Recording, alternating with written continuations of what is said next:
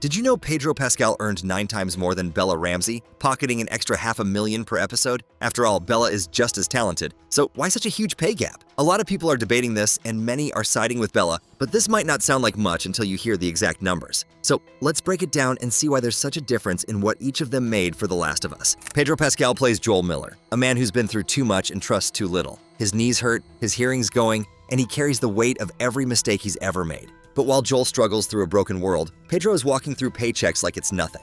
Right now, he's earning $600,000 for each episode of The Last of Us. With 9 episodes in the first season, that adds up to over $4 million just from this project. And that's only one part of his schedule. At the same time, he's still the face behind the helmet in The Mandalorian, another hit show that's also keeping his calendar full and his wallet even fuller. He's also booked at the top level of television. No one else in the cast is earning more than him. And with a net worth of $10 million, he holds the title of the richest actor in The Last of Us right now. So while Joel spends his days fighting to survive, Pedro is making serious money. He's leading 2 massive shows, getting paid like a star, and turning every step of the apocalypse into a paycheck. Following Pedro's lead, next comes Bella Ramsey, playing Ellie, the sharp-tongued teen who might just save the world. She's tough, quick with a pun, and has more layers than most adults twice her age. On screen, she's immune to the infection. Off-screen, she's becoming immune to being overlooked. At just 21, Bella is already showing up as a force. Every moment she's on screen feels real. Her sarcasm, her silence, even her soft spots. And while Joel brings the grit, Ellie brings the heart.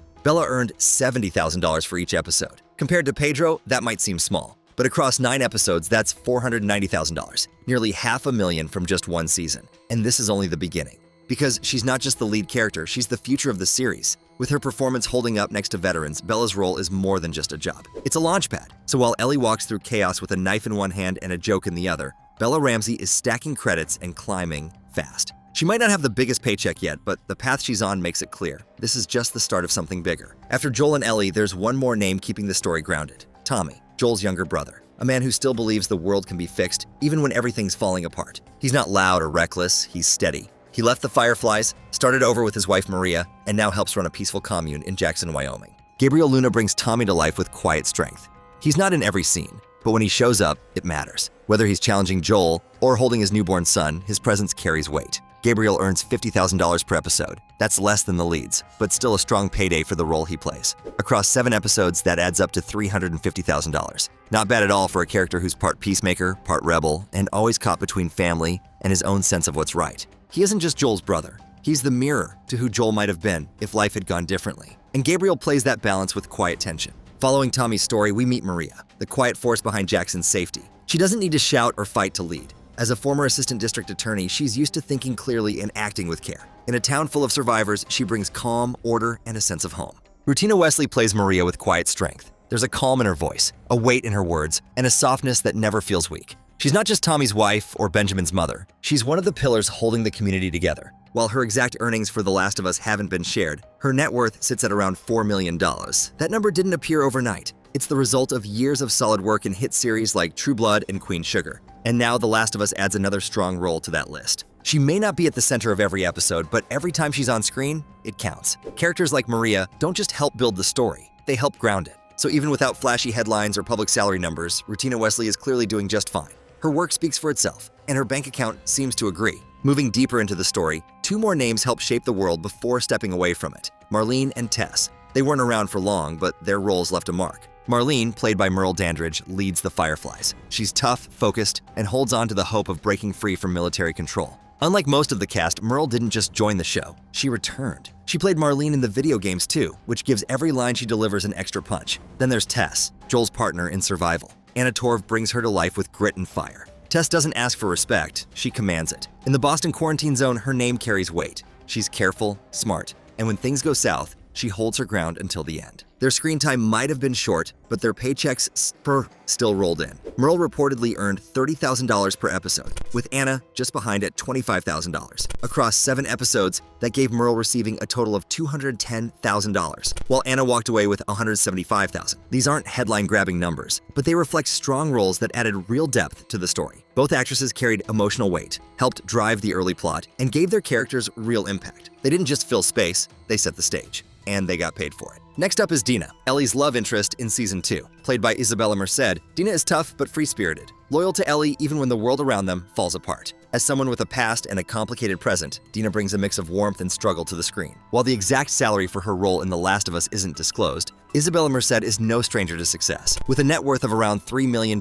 she's clearly building her career one role at a time. Known for her work in Dora and The Lost City of Gold and Instant Family, Isabella is growing her fan base and her paycheck with each project. Dina might not be the highest paid character on the show, but her presence is undeniable. She adds depth to Ellie's journey and proves that, even in a harsh world, there's room for love and loyalty. So while we might not know the exact numbers, it's clear Isabella Merced is making moves, earning both respect and money in a role that's only going to grow. Moving into Season 2, we meet Abby, played by Caitlin Dever. She's a soldier driven by the weight of loss, revenge, and the search for closure. Abby's journey is one of intense emotion, shaped by her father's death and the rippling consequences of that event. Caitlin brings her to life with power and nuance, capturing Abby's inner turmoil while facing the harsh world around her. While Caitlin's per-episode pay for The Last of Us isn't officially revealed, her career is already on an impressive track. With a net worth of $3 million, Caitlin has proven her ability to take on diverse roles, from booksmart to unbelievable, showing that she's more than just a rising star. She's here to stay. Abby's character is a pivotal force in Season 2, carrying with her a personal vendetta and an emotional depth that makes her stand out. It's not just about the physical battles for Abby, it's about the emotional cost of seeking revenge in a broken world. So while the specific numbers may be hidden, Caitlin Dever is clearly earning her place among the best, and her work in The Last of Us is just another step in what's shaping up to be a very successful career. Next up is Catherine O'Hara, joining The Last of Us in Season 2 as Joel's therapist. Known for her sharp wit and deep emotional range, Catherine brings a unique touch to this character, who wasn't even in the game.